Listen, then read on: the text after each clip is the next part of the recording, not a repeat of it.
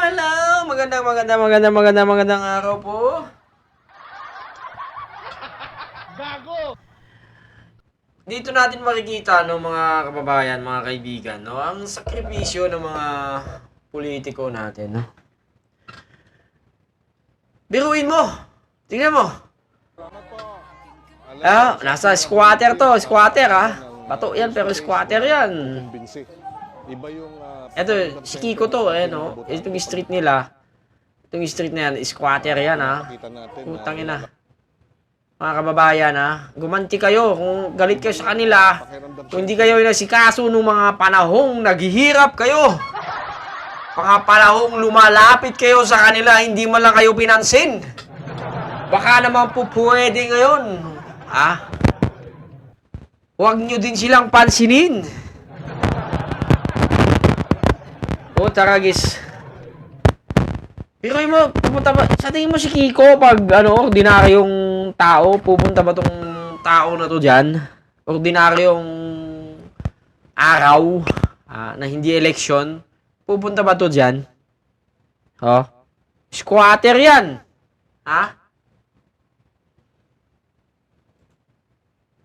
Squatter po yan, hindi ho yung basta-basta lang, squatter yan, Pero sa kagustuhan nilang manalo yung mga hungang na to, susuungin nila ang pinakamaliit na eskinita sa Metro Manila para lang makuha ang iyong matamis na o matamis na boto.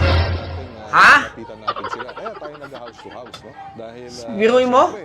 Sa tingin mo nakikipagkamay yan? Sa tingin mo, dudungaw yung ulo niya sa may palengke na yan kung hindi eleksyon. Tragis na napaka-inayupak ng mga tao na to. Mga plastic, daig pa ang orokan.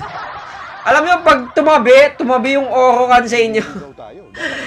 Mahihiya yung orokan, maano siya talagang tatabi siya pag talagang lulusawin niya lang yung buong katawan niya pag pag katabi kayo ka-plastic ka ng mga politikong to. Sa tingin mo magtatagal yung kamay niya dyan. Pag hindi eleksyon, nandidiri na kasi Kiko. Nay, bang hindi ka ba nagugas? Sabi niya sa kanya, handa ang isang galong alkohol. Angin. Anak ng tibak lang naman. Talaga, nakakatawa talaga yung eleksyon na to. No? Yung mayayaman to. Tagiano to Forbes Park to na to Bahay na ito sa Forbes Park. Isa tingin mo, pupunta siya dyan pag hindi eleksyon. Angin. Dapat ang gawin nyo, kahit hindi eleksyon, putaragis, daanan nyo na naman yung mga squatter. Diba? Daanan nyo naman yung mga iskinita. Kumustahin nyo naman sila. Hindi yung puturgis na yan. Dadaan nga kayo, hanggang sa sasakyan lang kayo. Dungaw nga lang Dungaw lang yun. Kung pwede nga lang, yung mata mo lang yung nakadungaw dun Nantibak lang naman. Sa tingin nyo ba magagawa nila tong mga to kung hindi eleksyon?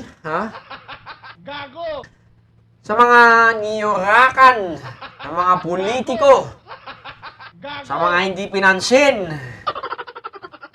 na pag tinatawag nyo sila, pag nakikita nyo sa mga mall, na cellphone lang ang kaharap nila. Kahit na matitisod-tisod na sila, cellphone pa rin sila kasi ayaw nila kayo makita. Baka naman po pwede ngayon, gumanti kayo. Sabihin nyo sa kanila, boss, tangina mo, tinatawag kita nung nasa SM ka. Hindi ka malang pumansin. Bakit ngayon? Pinapansin mo ako. Ganon, sabihan nyo.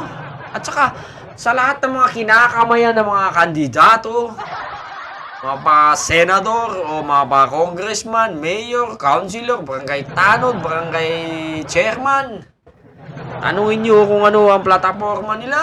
Tanungin nyo kung ano ang gagawin nila. Tanungin nyo yung ano hindi pa nila nagagawa kung sila man ay re-electionist. Anti-backlog naman, oh. Tingnan mo, ha? Oh.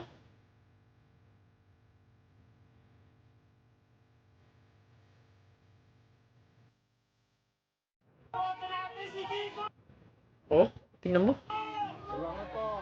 Sa tingin mo, ano sila, mga plastikan nila na. Face-to-face na pagkukumbinsi. Iba yung... Oo, pagkukumbinsi. Importante pag pinapakita natin na nilalapitan natin sila. Kaya tayo nag-house to house, no? Kawawa sa inyo. Siyempre, nanliligaw tayo. Dapat humaharap tayo sa tao. So sa ating volunteers, manligaw din tayo ng husto. At May papangako ang kulay rosas na hindi para sa'yo.